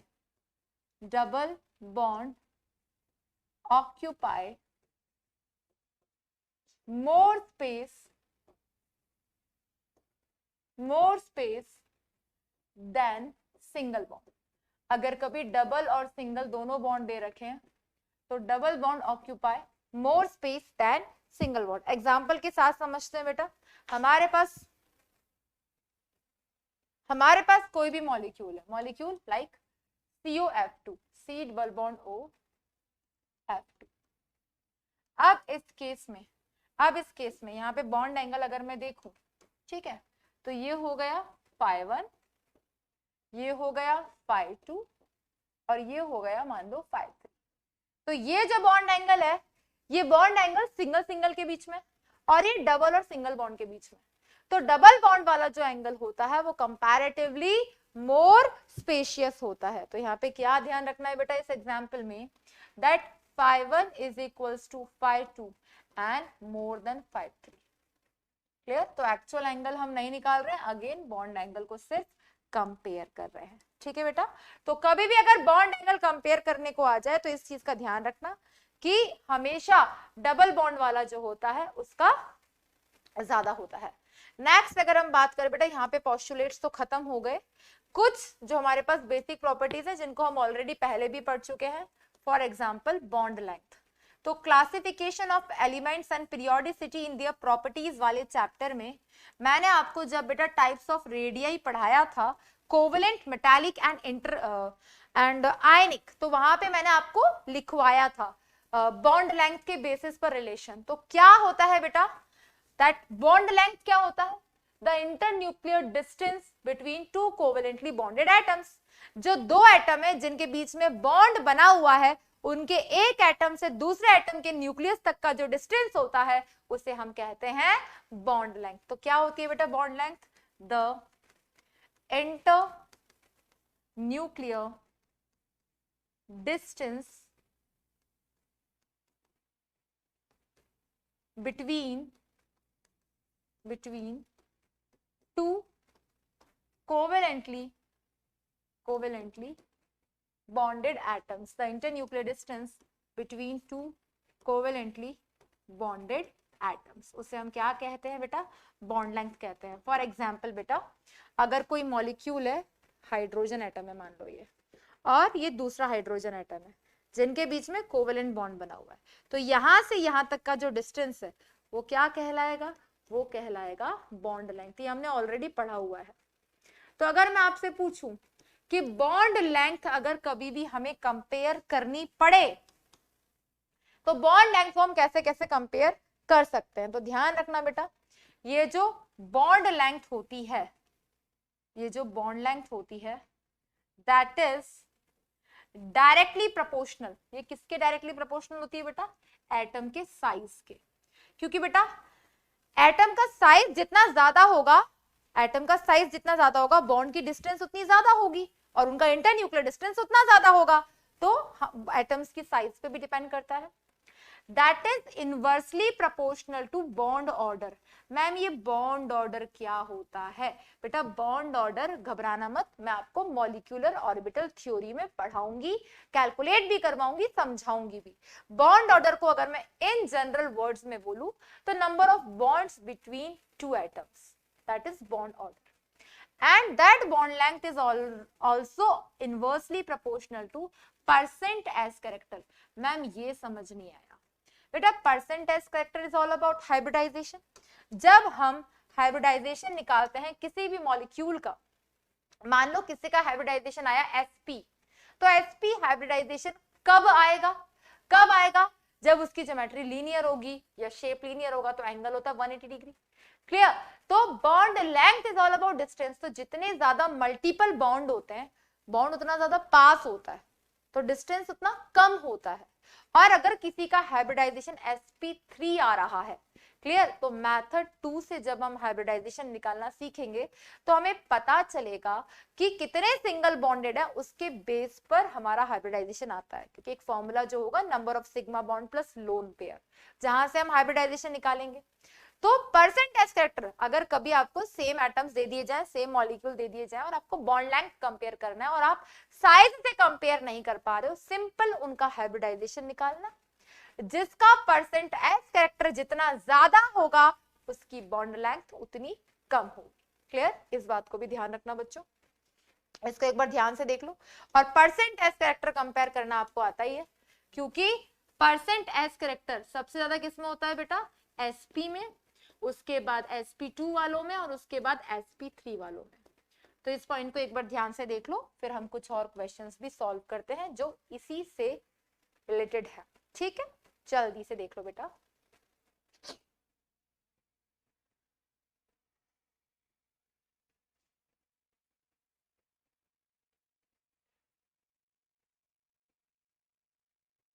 yes बेटा, देखेंगे क्या क्वेश्चन है। ठीक है, क्वेश्चन पढ़ लेते हैं पहले। हमें बोला है कि अमोनिया और BF3 मिलकर एक एडक्ट बनाएंगे, एक कंपाउंड बनाएंगे। ठीक है, कोई दिक्कत नहीं है, कंसेप्चुअल क्वेश्चन है बेटा। Calculate the change in hybridization and shape. क्या करना है बेटा, उनकी हाइब्रिडाइजेशन में जो चेंज आएगा और उनकी शेप कैलकुलेट कर देंगे। ठीक है, तो अब मैं आपको वो मेथड 2 हाइब्रिडाइजेशन कैलकुलेट करने का बता देती हूँ। मेथड पहले ये क्वेश्चन करवा देती हूँ, उसके बाद में वो मेथड भी लिखवा दूंगी। ठीक है, यहाँ पे लिख देते हैं क्योंकि इस क्वेश्चन में वो मेथड काम आने वाला है। तो मेथड 2 किसके लिए बेटा, हाइब्रिडाइजेशन के लिए। सिंपल सा फॉर्मूला है, n बराबर number of sigma bond plus lone pair. तो जिस एटम का आप हाइब्रिडाइजेशन कैलकुलेट कर रहे हो उसका sigma bond plus lone pair गिन लेना, और उसके n की वैल्यू अगर 2 आ जाए मतलब हाइब्रिडाइजेशन sp है, n की वैल्यू 3 आ जाए मतलब हाइब्रिडाइजेशन sp2 है, n की वैल्यू 4 आ जाए मतलब हाइब्रिडाइजेशन sp3 है, n की वैल्यू 5 आ जाए मतलब हाइब्रिडाइजेशन sp3d है, n की वैल्यू 6 आ जाए मतलब इतना तो आएगा ही नहीं, sp sp2 sp3 पे ही खत्म हो जाएगा। क्लियर?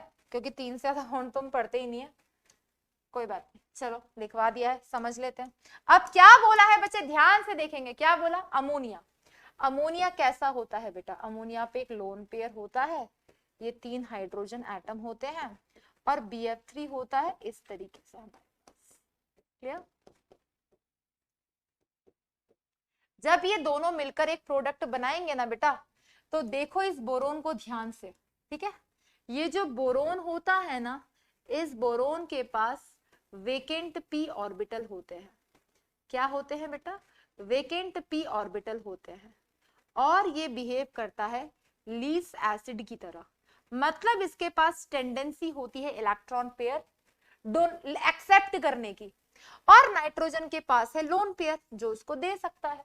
तो जब दोनों मिलकर एक प्रोडक्ट बनाते हैं तो इनका कुछ ऐसा होता है कि ये नाइट्रोजन के साथ जो हाइड्रोजन है इसके तीनों लोन पेयर, इसने दोनों इलेक्ट्रॉन पेयर अपने इस बोरोन को दे दिए, और जब एक एटम दूसरे एटम को अपने दोनों इलेक्ट्रॉन पेयर देता है तो देने वाला एक ही है लेकिन शेयर दोनों कर रहे हैं, वो देता है in form of coordinate bond.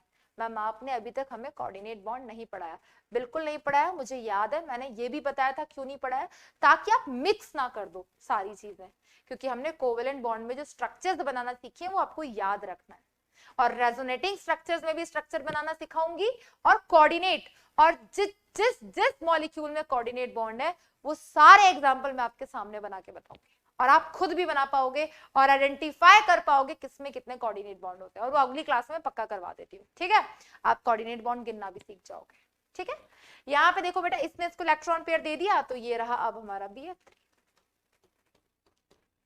जो एडक्ट बना वो ये बना। अब बस आप ये देख लो किसका क्या क्या हाइब्रिडाइजेशन है। जब हम देखें इस अमोनिया को, इस अमोनिया के पास 3 सिग्मा बॉन्ड थे और एक लोन पेयर था, n की वैल्यू इसकी 4 थी, हाइब्रिडाइजेशन इसका sp3 था, और जब 3 बॉन्ड पेयर और 1 लोन पेयर होता है तो शेप होती है ट्राइगोनल पिरामिडल। क्या होती है बेटा, ट्राइगोनल पिरामिडल। वहीं पे बेटा इसकी अगर मैं बात करूं, central atom boron, 3 sigma bond, ये 4 ही, इसको भी गिन रही थी मैं, 3 sigma bond, no lone pair, तो हाइब्रिडाइजेशन हो गया sp2, 3 bond pair 0 lone pair है, तो इसकी शेप है यहाँ पर ट्राइगोनल प्लेनर। तो ये ऐसे ऐसे थे, लेकिन जब हम प्रोडक्ट तक पहुंचे, एडक्ट तक पहुंचे, तो अब यहाँ पर हाइब्रिडाइजेशन चेंज हो चुका था।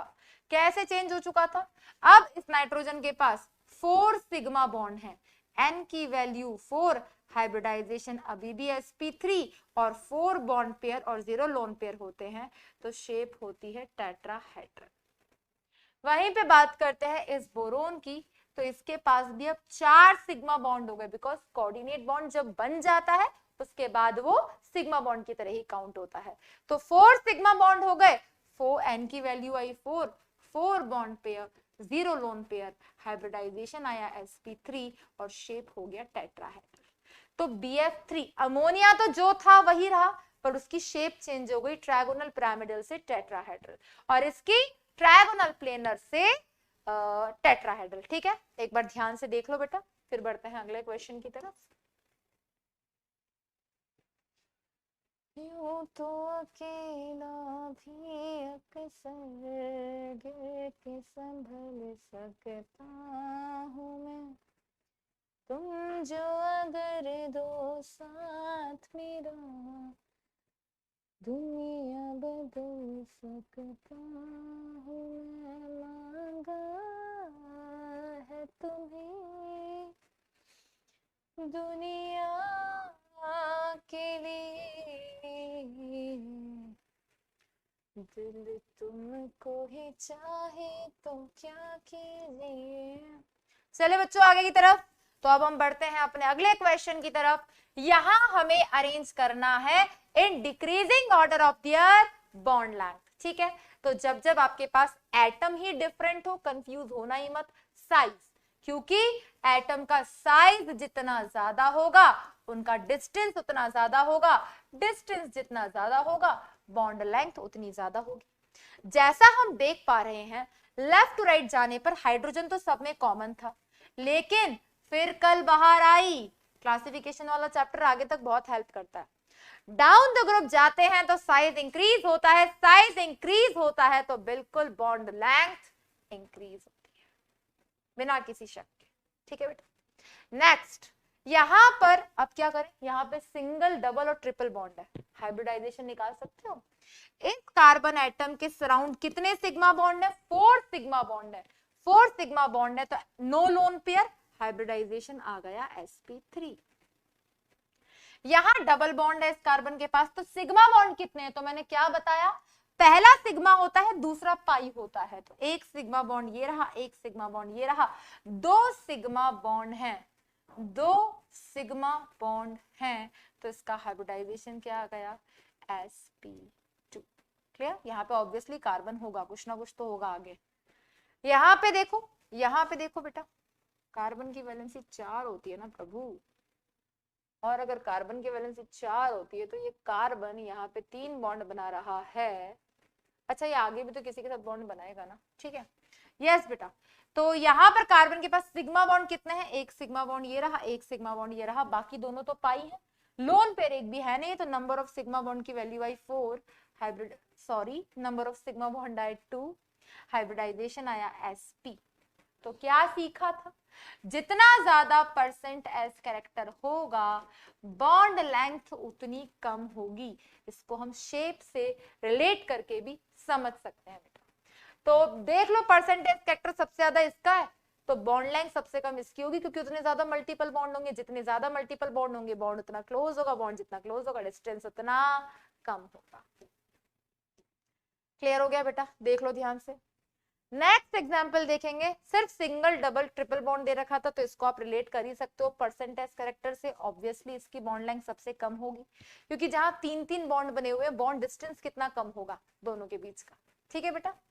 नेक्स्ट एग्जांपल देखेंगे, ऊपर वाला देखो, कार्बन तीनों में कॉमन है, हाँ जी कार्बन तीनों में कॉमन है, लेकिन वेरी क्या कर रहा है, कार्बन नाइट्रोजन ऑक्सीजन, ब क न ऑफ नी।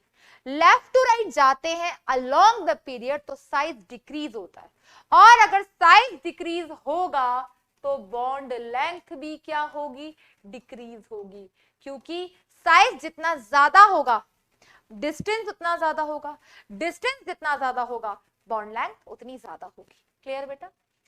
नेक्स्ट क्वेश्चन में आपसे क्या पूछा है, पढ़ो बेटा एक बार और उसको सॉल्व करने की कोशिश करो। क्या पूछा है बेटा आपसे नेक्स्ट क्वेश्चन में, नेक्स्ट क्वेश्चन में बोला है in which of the following pairs both the species are not isostructural. ऐसा कौन सा पेयर है जिसमें दोनों स्पीसीज आइसोस्ट्रक्चरल नहीं है, इनऑर्गेनिक है बेटा, भावनाओं के साथ खेल जाती है, ठीक है, तो ध्यान रखना है इस बात का। तो क्वेश्चन जरूर ध्यान से पढ़ना, क्योंकि अगर क्वेश्चन से नजर हटी दुर्घटना घटी, हमारा -1 होने में टाइम नहीं लगता, और आप में से मैक्सिमम बच्चों को इस चीज का एक्सपीरियंस हो चुका है, because you all suffer. Clear, आप लोगों ने पेपर दिया है, तो ये गलती रिपीट ना करें। मैम आप बार बार हमें याद क्यों दिलाती हूँ, बेटा ये चीज याद रहना जरूरी है, क्योंकि रिपीट करने का मतलब ये बिल्कुल नहीं है कि आप ये सोचो कि वी आर ड्रॉपर्स या हमने ड्रॉप लिया, ये एक मोटिवेशन है। पता है बेटा, हर चीज का एक नजरिया होता है, कुछ चीजें हमें सिखा जाती हैं और कुछ चीजों को हम अपने आप को सफर कराते रहते हैं। आप उन चीजों से बाहर निकल जाओ, अपनी तैयारी पे ध्यान दो बेटा। अब तो छठ पूजा भी निकल चुकी है, ठीक है, तो सारे त्योहार से बाहर आ जाओ, कुछ दिनों में न्यू ईयर आ जाना है, तो ये सब तो चलता रहेगा, ठीक है। तो अब तुमने डिसाइड करना है कि तुम्हें कहाँ पे क्या करना है, तो उसके लिए आपको अपनी क्लासेस को 100% फॉलो करना पड़ेगा। और ऑनलाइन प्लेटफॉर्म का एक छोटा सा ड्रॉबैक वो यही है कि जो बच्चे फोकस के साथ कंसंट्रेशन के साथ नहीं पढ़ते वो कुछ चीजें स्किप कर देते हैं। एक टीचर बहुत सारे बच्चों को पढ़ाता है, लेकिन जो बच्चा हर क्लास को रेगुलर अटेंड करता है, डीपीपी सॉल्व करता है, क्वेश्चन खुद से करता है, नोट्स कंप्लीट बनाता है, वो खुद रिस्पॉन्सिबल है अपने रिजल्ट के लिए। ये ध्यान रखना बेटा, ठीक है। तो आपकी परफॉर्मेंस, आपकी रैंक आप खुद डिसाइड करोगे कितना सीरियस हो आप। सीरियस होने का मतलब ये नहीं है कि मैं सीरियस हूं, आज से मैं पढ़ूंगा, ऐसे नहीं होता, करना पड़ता है बेटा, ठीक है। तो घबराने वाली कोई बात नहीं है, it's a motivation for all दोस्त जो रिपीट कर रहे हैं। आप लेट नहीं हुए हो, बस बैकलॉग मत होने देना। केमिकल बॉन्डिंग का 5वां लेक्चर है, ठीक है, तो इसको कंटिन्यू पढ़ो। लास्ट वाले चैप्टर में भी हमने बहुत क्वेश्चंस किए थे, कोशिश करेंगे इसमें भी हम बहुत क्वेश्चंस करें। तो मैं हर कंसेप्ट के बाद क्वेश्चन इसलिए कराती हूँ ताकि आपको आइडिया लगे कि इनऑर्गेनिक रट्टा नहीं है, कंसेप्ट है। और उस पे एप्लीकेशन बेस्ड क्वेश्चन जब हम करते हैं, पीवाईक्यू टाइप क्वेश्चन जब करते हैं, तो हमारा कॉन्फिडेंस बूस्टअप होता है कि हम कर पा रहे हैं। बेटा बस इतना सा डिस्टेंस होता है सिलेक्शन के लिए, ये बहुत बड़ी खुशी होनी चाहिए कि चीजें अप्रोचेबल है। अगर तुम्हें सब चीजें समझ आ रही हैं और तुम सीख रहे हो ना बेटा, खुश हो जाना बस एकदम से। और अगर तुम सीख गए हो ना तो बस अब प्रैक्टिस करनी है बेटा, वो तुमने ही करनी है, ठीक है। तो घबराना नहीं है, बिल्कुल अच्छे से पढ़ना है बेटा, सब कुछ पॉसिबल है, ये ध्यान रखना। कुछ भी इम्पॉसिबल नहीं है, आप सबका सिलेक्शन हो सकता है, डिपेंड करता है कि आप अपने लिए कितना सीरियस हो बेटा, ठीक है। जल्दी से बेटा, वैसे तो रोज मन करता है कि तुम लोगों को रोज रोज मोटिवेट किया जाए, बट क्लास भी इंपॉर्टेंट है बेटा। तो कोशिश कर रही हो बेटा हर टॉपिक के बाद तुम क्वेश्चंस इतने निकाल लो क्लास में ही कि तुम्हें वापस रटना ना पड़े कॉपी खोल के। बट उसके लिए क्लास में 100% फोकस के साथ बैठना, ऐसा ना हो अरे मैम कुछ बोल रही है अभी, चल खाना खा लेते इतनी देर में। नहीं बेटा, क्लास के टाइम ना खाना खाना है, ना नाश्ता करना है, पानी P low, nothing more than that. Offline में होते तो भी ऐसा ही करते हैं ना, खाना तो नहीं खाते, मोबाइल तो नहीं चलाते। तो बेटा बहुत मुश्किल होता है कि सेम टाइम पे हमारा नेट भी चलता है, तो नोटिफिकेशंस आते हैं। जितना जितना आप उन चीजों को अवॉइड करो उतना आप लोगों के लिए बेस्ट है बेटा, उतना आप लोगों के लिए बेस्ट है।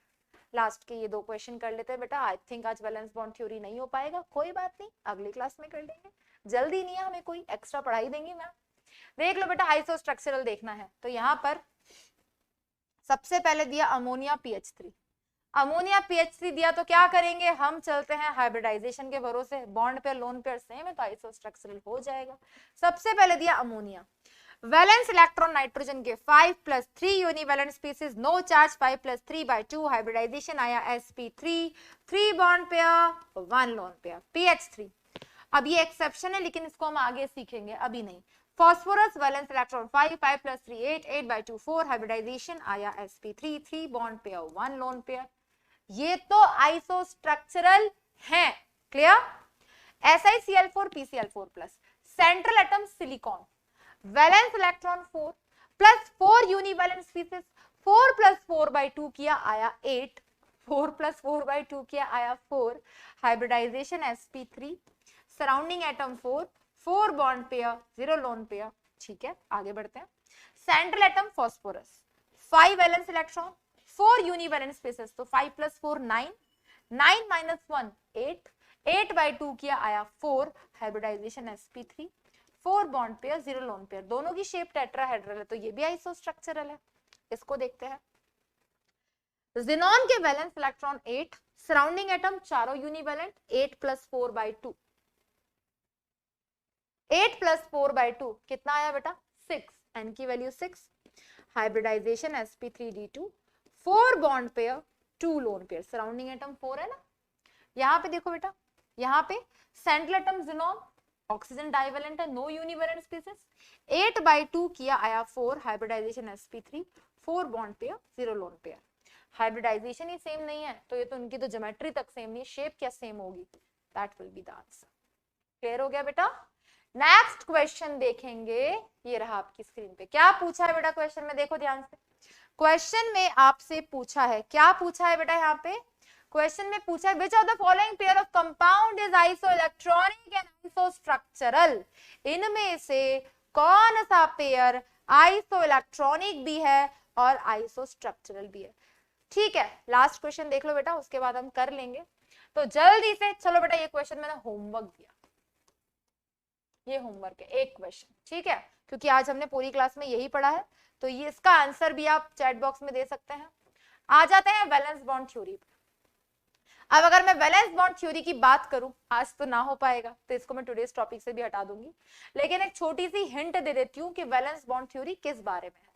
तो कोवेलेंट बॉन्ड में हमने वेस्पर थ्योरी पढ़ा, हम वैलेंस बॉन्ड थ्योरी पढ़ेंगे और एमओटी भी पढ़ेंगे, और एक और LCAO, linear combination of atomic orbitals, और भी बहुत सारी थ्योरीज हैं, बट हमारी एनसीईआरटी, हमारे सिलेबस में, हमारे नीट में जो है, हमें बस उसे ही पढ़ना है। ठीक है बेटा, valence bond theory is all about बेटा, कोई भी दो एटम है, क्लियर, कोई भी दो एटम है, उनके बीच में बॉन्ड जब बनता है, बॉन्ड जब बनता है, तो वहां पर दो तरीके की फोर्सेस लग रही होती है। कैसी कैसी फोर्सेस बेटा?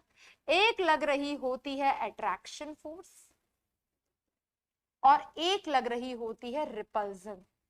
मैम कैसे, समझाइए। देखो ध्यान से बेटा, ये इस एटम का न्यूक्लियस है, ये इस एटम का न्यूक्लियस है, ये इसका वैलेंस इलेक्ट्रॉन और ये इसका वैलेंस इलेक्ट्रॉन। वैलेंस इलेक्ट्रॉन बोले तो आउटर मोस्ट शेल में जो इलेक्ट्रॉन, जब ये पास आते हैं तो इसका valence electron, outer most electron इसके न्यूक्लियस से अट्रैक्ट होता है, इसका वैलेंस इलेक्ट्रॉन इसके न्यूक्लियस से अट्रैक्ट होता है, तो that is the attraction force. और जब अट्रैक्शन होता है तो एनर्जी रिलीज होती है, और जब रिपल्जन होता है, तो जब ज्यादा पास आते हैं तो ये आउटर मोस्ट इलेक्ट्रॉन एक दूसरे को रिपेल भी करते हैं। तो बस इसी पे बेस्ड हम इस थ्योरी को पढ़ेंगे, कुछ पॉइंट्स लिखेंगे, जिसकी वजह से हम ये जानेंगे कि कौन से कंपाउंड एग्जिस्ट करते हैं, कौन से कंपाउंड एग्जिस्ट नहीं करते। ये सारी चीजें हम पढ़ेंगे विद थ्योरी। एंड आप ऐसे ही बेटा बिना किसी टेंशन के हंसते रहिए, मुस्कुराते रहिए, और stay motivated and stay happy. जितना मोटिवेटेड रहोगे, जितना पॉजिटिव रहोगे, जितना अपने ऊपर भरोसा करोगे, उतना अच्छा है। आज मैं एक बच्चे का कमेंट पढ़ रही थी, वो बच्चा क्या लिखता है, मैंने सुबह सुबह सपने में देखा कि मेरा नीट नहीं निकला, अब मैं क्या करूं? तैयारी करना छोड़ दे फिर। पहले से ही अगर ऐसे गंदे गंदे सपने देखोगे तो कैसे काम चलेगा बेटा? ये सपने कुछ भी नहीं होते, सपनों में मत आओ, ठीक है। चलो एक क्वेश्चन कर लेते हैं जो मैंने पेंडिंग रखा था, बोला था मैंने आइसोस्ट्रक्चरल आइसो इलेक्ट्रॉनिक का है। ऐसे सपने आ भी जाए तो घबराना नहीं है बेटा, सपना तो कुछ भी आ जाता है। हमारे दिमाग में जो एक अलग दुनिया चलती है, वहां से सपने आते हैं। इस पे भी कभी एक क्लास लेंगे, जब तुम्हारी लाइव क्लास लेंगे, बातें करेंगे इस बारे में। चलो बेटा बता दो जल्दी से, आइसोस्ट्रक्चरल पूछा है तो कैसे बताओगे आइसोस्ट्रक्चरल? हमने अभी पढ़ा, आज ही पढ़ा, जिसकी शेप कैसी होती है? सिमिलर होती है। तो शेप सिमिलर कैसे देखेंगे? अगर bond pair lone pair same है तो क्या बोला है यहाँ पर? XeF2 IF2 माइनस XeF2 निकाल लेते हैं बेटा, XeF2 IF2 माइनस। तो XeF2 में central atom xenon, valence electron 8 plus 2 fluorine univalent है, डिवाइड बाय 2 किया, आया 5। Hybridisation sp3d, surrounding atom 2 bond pair 3 lone pair. यहाँ पर central atom iodine, valence electron 7, दोनों सराउंडिंग एटम यूनिवैलेंट है, जितना माइनस है उतना प्लस करेंगे, डिवाइड बाय 2, कितना आया 5। Hybridisation sp3d, surrounding atom 2 bond pair 3 lone pair, दोनों की शेप आ गई लीनियर। कितनी खुशी होती है पहला ही आंसर अगर सही निकल जाए। तो आइसोस्ट्रक्चरल पूछा था, बिल्कुल correct answer will be option A. Clear हो गया बेटा? आप बाकी ऑप्शंस का भी निकालना, क्या शेप आता है। अगर इसमें भी कोई डाउट रह जाए कि मैम इसमें यही आ रहा था, तो बस ये बोलना ये आइसोस्ट्रक्चरल है। ज्योमेट्री नहीं देखते आइसोस्ट्रक्चरल में, शेप सिमिलर देखते हैं, ठीक है। So all the very best बच्चों, जो भी डाउट हो आप क्लास देख लोगे, आप उसमें डाल दोगे, ठीक है, और वो डाउट भी मैं डिस्कस कर लूंगी। एंड अच्छे से पढ़ना बच्चों, सबसे इंपॉर्टेंट यही है, ठीक है। एंड हमेशा बोलती हूँ, फिर से बोलूंगी बेटा, stay motivated, stay motivated and हंसते हंसते पढ़ना है बेटा, घबराना नहीं है। हर चीज पॉसिबल है लाइफ में, कुछ भी इम्पॉसिबल नहीं है, दिमाग से निकाल देना। अब तक भी ना हो पाया, अब हो जाएगा, क्योंकि आप लोग मेहनत करने के लिए रेडी हो, तो कोई आपको रोक नहीं सकता, ठीक है बच्चों। So all the very best, thank you बच्चों।